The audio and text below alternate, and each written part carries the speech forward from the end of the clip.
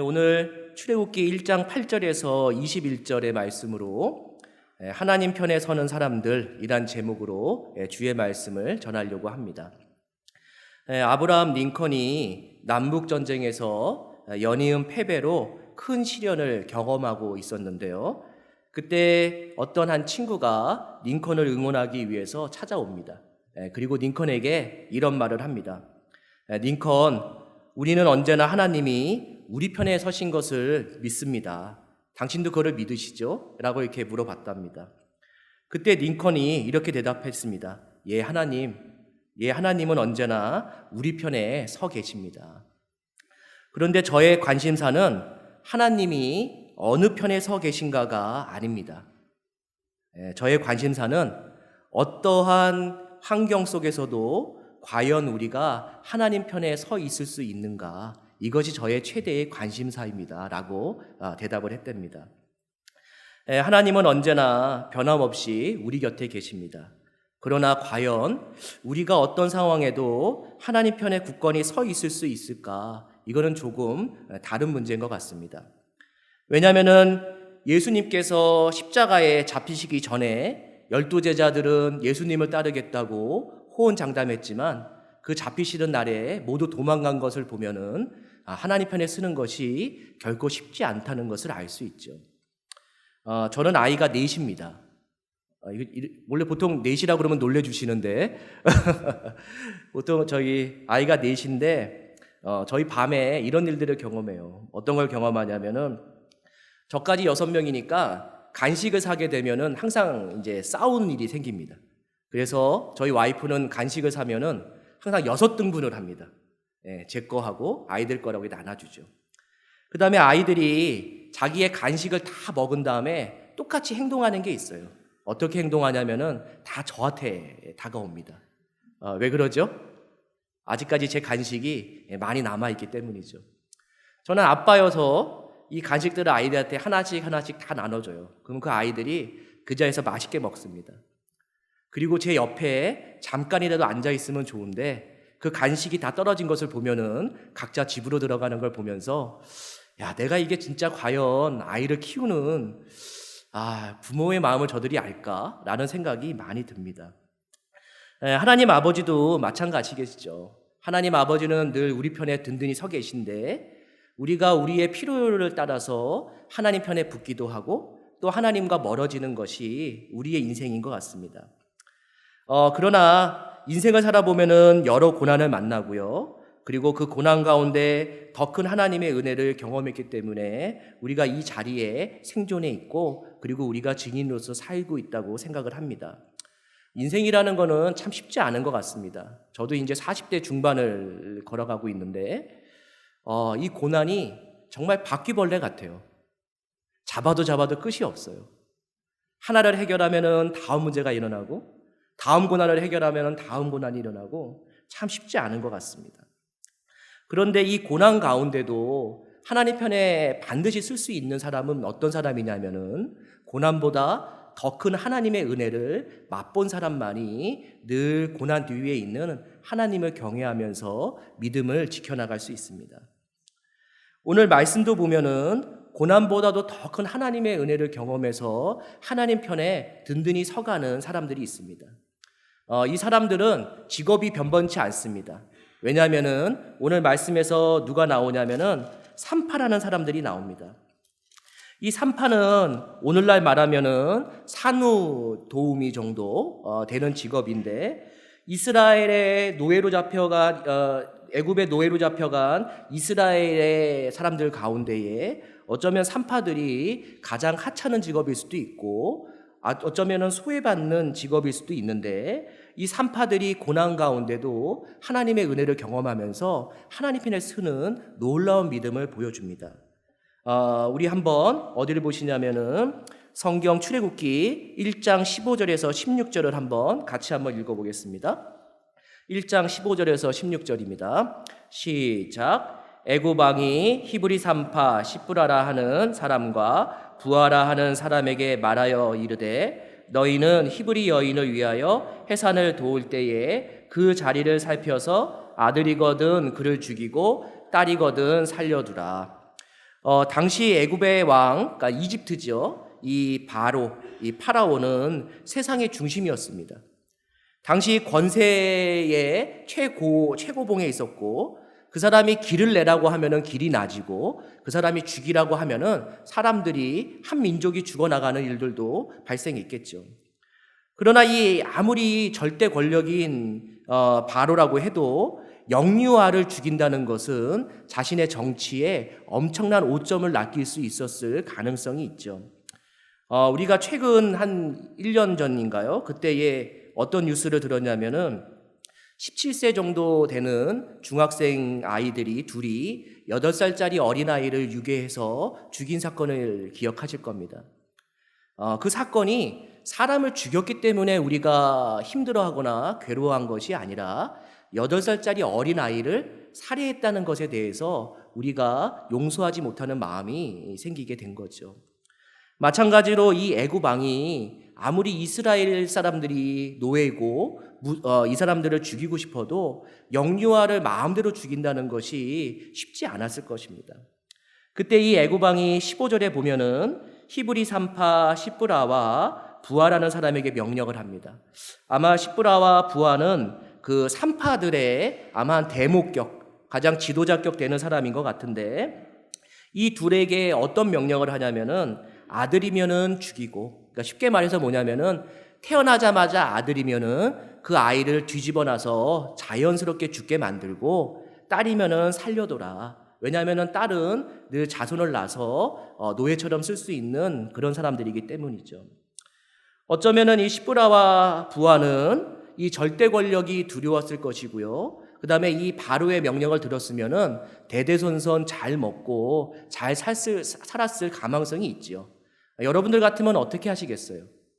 바로 왕이 아이들만 죽여주면은 너희들 남부럽지 않게 대대손손 먹고 잘 살게 하겠다라고 그렇게 얘기를 하면은 과연 여러분이 이 명령을 거절하기가 쉬웠을까라는 생각이 참 듭니다.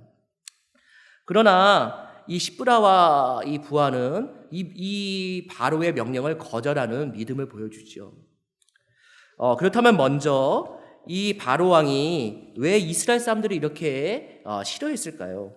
우리 한번 출애굽기 1장 1절에서 8절, 조금 길지만 1장 1절에서 8절을 같이 한번 읽어보겠습니다. 시작.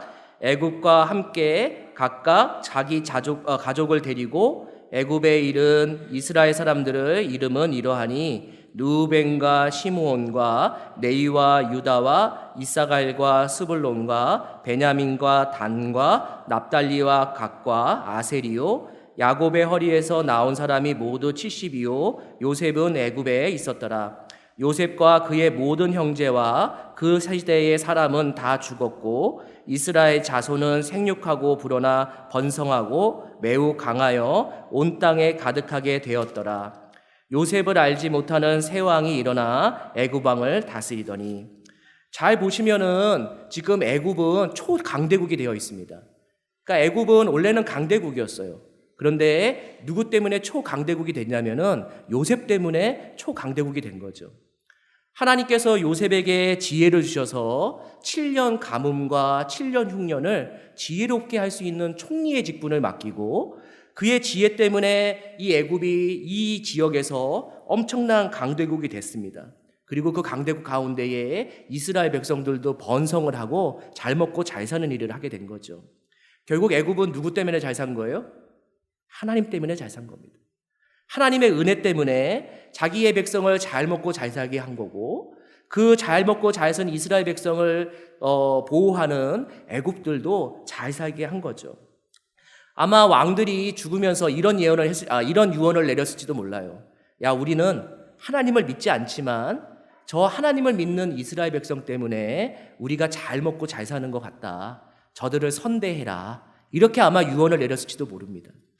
그런데 1장 8절에 보시면은 이상한 사람이 한 명 나옵니다. 누가 나오냐면은 애굽을 알지 못하는 새 왕이 나옵니다. 이거를 바꿔 말하면은 이렇게 말할 수도 있습니다. 하나님의 은혜를 알지 못하는 새 왕이 드디어 나타났다라고 다르게 말을 해도 큰 문제는 없을 것 같습니다. 이 하나님의 은혜를 모르는 새 왕은 가만히 보니까 이스라엘 백성이 너무나 잘 먹고 잘 사는 거죠. 그들이 정말 잘 먹고 잘 살아서 애굽에서 쿠데타를 일으키면은 나라가 망할까 봐 이 애굽 왕은 골머리를 앓고 있고 그들에게 어떻게 하냐면은 그들을 죽이는 방법을 사용하자. 그들에게 산화 제한을 하는 방법을 사용하자. 그러면서 이를 무겁게 하는 방법들을 씁니다. 우리 성경 다시 한번 보겠습니다. 성경 출애굽기 1장 11절에서 14절입니다. 같이 한번 읽겠습니다. 시작. 감독들은 그들 위에 세우고 그들에게 무거운 짐을 지워 괴롭게 하여 그들에게 바로를 위하여 국고성 비돔과 라암색을 건축하게 하니라. 그러나 학대를 받을수록 더욱 번성하여 퍼져나가니 애굽 사람이 이스라엘 자손으로 말미암아 근심하여 이스라엘 자손에게 이를 엄하게 시켜 어려운 노동으로 그들의 생활을 괴롭게 하니 곧 흙 이기기와 벽돌 굽기와 농사의 여러 가지니라. 그 시키는 일이 모두 엄하였더라. 아멘. 이 바로 왕이 이를 엄청난 힘든 일들을 시켜가지고 어쩌면은 죽어가는 사람들을 빨리 죽게 해서 이스라엘 백성들의 인구수를 급격하게 줄게 만들려고 하는 방법을 썼습니다. 근데 더 중요한 게 있어요. 뭐냐면은요, 남자와 여자가 너무나 일이 고되고 힘들면은요, 밤에 사랑을 못 합니다. 그렇죠? 그러면 사랑을 못 하면은 누가 태어나질 못해요? 아이들이 태어나지 못해요. 그러니까 지금 이 바로 왕은 어떠한 고도의 심리적인 방법을 쓴 거냐면은 무거운 일들을 많이 시켜서 사람들을 죽일 뿐만 아니라 젊은 사람들을 사랑을 못하게 만들어서 이 자손들을 자꾸만 줄여나가게 하는 아주 고도의 작전을 펼치는 거죠. 그런데 하나님이 놀라운 일을 펼치십니다. 그것이 뭐냐면은 12절입니다. 그러나 학대를 받을수록 더욱 번성하여 퍼져나가니. 이 말이 별 말 같지는 않지만 얼마나 기적적인지를 몰라요. 어떻게 사랑을 안 하는데 어떻게 자손들이 계속 태어나요? 어떻게 그들이 힘든 일을 하는데도 불구하고 그거를 버텨낼 수 있을까요? 하나님이 바로의 강력한 억압과 그 수치스러운 정책을 펼치는데도 불구하고 하나님이 자신의 백성들을 점점 강성하게 만들고 학대를 받을수록 더 풍성한 삶들을 만드는 놀라운 기적들을 베푸십니다. 그런데 그 은혜를 누가 가장 먼저 깨닫고 누가 먼저 가장 피부에 와닿냐면은 바로 산파들이에요. 왜 그럴까요? 힘든 일 가운데서도 자꾸만 이 집에서 아이를 한 명 봤는데 이 옆집에서 또 아이가 태어나는 거예요. 이 옆집에서 아이가 태어나는데 이 옆집에서 또 아이가 태어나는 거죠. 이 힘들고 어려운 역경 속에서도 하나님이 폭포수 같은 은혜를 베푸시니까 자꾸만 아이들이 태어나는 일이 생기고 산파들이 그 아이들을 받으면서 가장 먼저 뭐를 경험하냐면은 이 고난 가운데도 하나님의 은혜가 이스라엘 백성에게 강력히 임한다는 것을 그 어느 누구보다도 이 비천한 산파들이 깨닫게 된 거죠. 그 은혜를 깨닫자마자 이 산파들은 결심한 것이 있습니다. 뭐냐면은 아무리 세상에 강력한 절대자의 바로의 명령일지라도 하나님의 은혜를 경험한 자들은 이 세상의 주인은 하나님이시고 하나님만 그 모든 것들을 다스릴 수 있다는 것을 깨닫게 되고 이렇게 기억할 수 있는 놀라운 것들은 결국 은혜를 경험한 자만이 이 결단을 쓸 수 있는 거죠. 정말 놀라운 일이라고 할 수 있습니다. 저와 여러분들이 왜 이 자리에 앉아 있을 수 있냐면은 고난을 이겨냈기 때문에 이 자리에 앉을 수 있는 거죠. 저와 여러분들이 어떻게 고난을 이겨나갈 수 있었을까요? 우리의 힘으로 이겼을까요? 결코 우리의 힘으로 단 한 번도 이긴 적은 없습니다. 고난이 올 때마다요, 더 큰 하나님의 은혜가 그 고난을 덮어버렸기 때문에 우리가 이렇게 있는 거죠. 여러분들 고난이 찾아오면은 뭘 먼저 생각하십니까? 고난을 생각하세요? 그 고난은요, 묵상하는 게 아닙니다. 고난은 버리는 겁니다. 오직 묵상은 뭐를 묵상하는 걸까요? 그 고난 가운데도 베풀었던 하나님의 은혜를 다시 한번 끄집어내서 그 고난을 이길 수 있는 믿음의 원동력으로 삼는 거죠. 오늘 이 히브리의 산파들은 이것을 알고 있었습니다. 그 고난 가운데도 더 큰 하나님의 은혜가 얼마나 무섭냐면은 만일 하나님을 거역하면은 이 바로의 심판보다도 더 큰 심판을 받을 것을 알고 있었기 때문에 두려운 마음에 이 바로의 왕을 거절하고 하나님 편에 서는, 오늘 제목처럼 하나님의 편에 서게 되는 당당한 모습을 보이게 됩니다.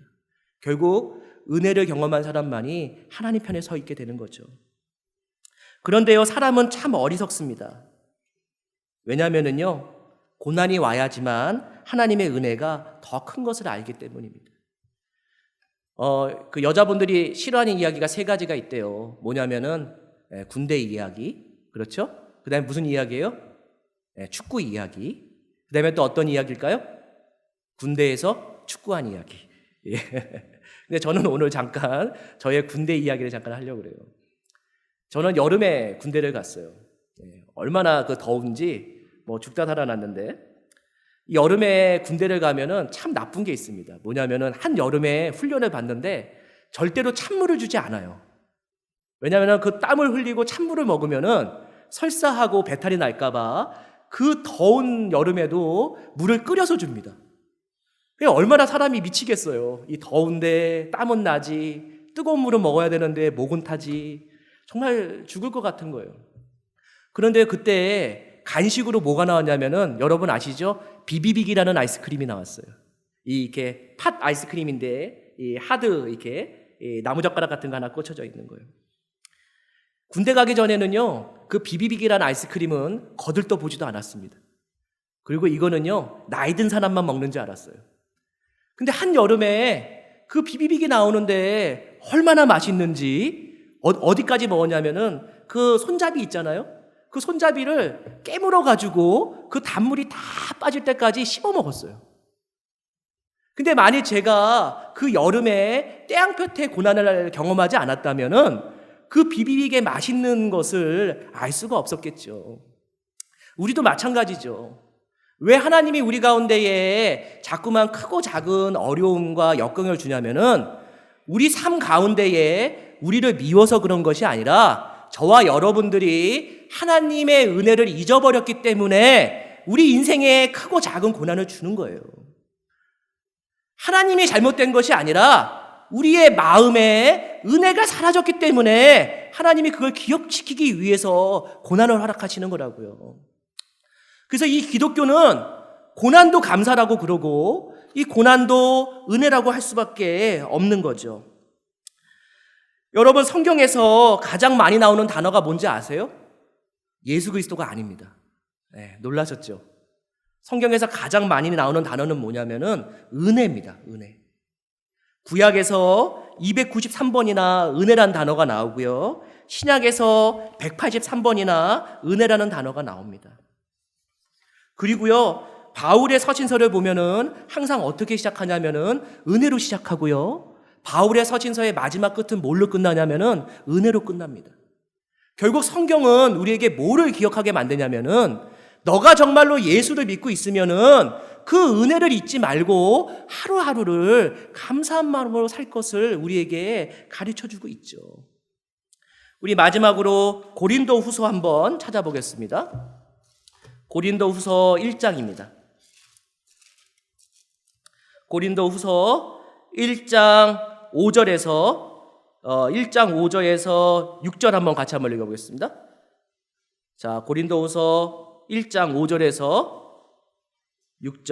7절까지 우리 한번 같이 읽습니다. 시작. 그리스도의 고난이 우리에게 넘친 것 같이 우리가 받는 위로도 그리스도로 말미암아 넘치는도다. 우리가 환난 당하는 것도 우리가 위로와 구원을 받게 하려는 것이요, 우리가 위로를 받는 것도 너희가 위로를 받게 하려는 것이니, 이 위로가 너희 속에 역사하여 우리가 받는 것 같은 고난을 너희도 견디게 하려니라. 너희를 위한 우리의 소망이 견고함은 너희가 고난에 참여하는 자가 된 것 같이 위로에도 그러할 줄 압니다. 우리에게 고난이 오는 이유는 딱 한 가지예요. 뭐냐면은 예수를 믿기 때문이에요. 성경에는요, 예수를 믿으면은 만사형통이라고 얘기한 적이 없습니다. 예수를 믿은 다음에 불행 끝, 행복 시작이라고 얘기한 적이 없습니다. 성경은 우리에게 진리고, 그 진리가 뭐라고 얘기해 주냐면은 예수를 믿어도 고난은 있는데 그 고난을 너 혼자 넘어가게 하지 않고 예수 그리스도가 함께 넘어가게 하겠다고 약속을 하십니다. 그리고 오늘 말씀에서 이렇게 얘기하는 거죠. 우리가 예수를 믿었기 때문에 고난이 넘치지만 우리가 믿는 예수 그리스도를 통해서 고난을 덮어버리기도 남는 커다란 은혜가 다시 우리에게 임한다. 이렇게 얘기합니다. 그러니까 고난이라는 거는 지극히 정상적인 거죠. 단지 우리가 은혜를 기억해야 될 그런 어떤 중요한 하나님이라고 사인이라고 생각하시는 것이 훨씬 더 믿음이 좋죠. 우리 마지막으로 한번 어디 보시냐면은 고린도후서 다시 1장 10절에서 11절 한번 같이 다시 한번 읽겠습니다. 1장 10절에서 11절입니다. 같이 읽습니다. 시작. 그가 이같이 사망에서 우리를 건지셨고 또 건지실 것이며 이후에도 건지시기를 그에게 바라노라. 너희도 우리를 위하여 간구함으로 도우라. 이는 우리가 많은 사람의 기도로 얻은 은사로 말미암아 많은 사람이 우리를 위하여 감사하게 하려 함이라. 이 고린도후서는 바울이 썼는데 전도하다가 죽을 고생을 한 거죠. 그래서 이 고난이 왔는데 바울이 뭐라고 얘기하면은 이제 내가 죽을 것 같다. 이 고난 때문에 내가 이제는 천국 갈 것 같다. 이렇게 얘기합니다. 근데 10절에 바울이 이렇게 얘기하는 거예요. 과거의 그 고난도 은혜로 넘어갔고 그리고 다시 또 보세요. 또 건지실 것이며 현재의 고난도 그리스도의 은혜로 또 넘어가게 하실 것이고 그 다음에 미래에 앞으로 올 고난도 예수의 은혜로 그것을 넘어가게 할 것이니 우리가 할 일은 뭐냐면은 오직 서로 기도와 간구함으로 그 과거에 잊었던 은혜들을 다시 끄집어내는 일들을 해야 된다라고 얘기하고 있죠. 저와 여러분들이 지금 생각하실 것은 이 세상이 어렵다, 힘들다 이거를 생각하시는 게 아닙니다. 이 땅에는요, 나라가 생겨진 이후에 한 번도 어렵지 않은 적이 없습니다. 내년에도요, 분명히 그렇게 얘기할 겁니다. 2019년보다 2020년이 훨씬 더 어려울 거라고 1월 1일 날 뉴스에 분명히 나올 겁니다. 그 고난을 묵상하는 것이 아니라 고난을 덮어버리는 하나님의 은혜, 여러분을 과거를 지켰던 하나님의 은혜, 그리고 현재의 고난도 지킬 하나님의 은혜를 기억하면서 우리가 묵묵히 신앙생활을 감사함으로 할 때 그 고난도 어느 순간에 눈 놓듯이 사라질 것입니다. 저 여러분들이 은혜를 기억하신다면은 지금 당장 하나님 편에 서실 것을 결정하십시오. 그것이 인생의 지혜입니다. 우리 같이 기도하겠습니다.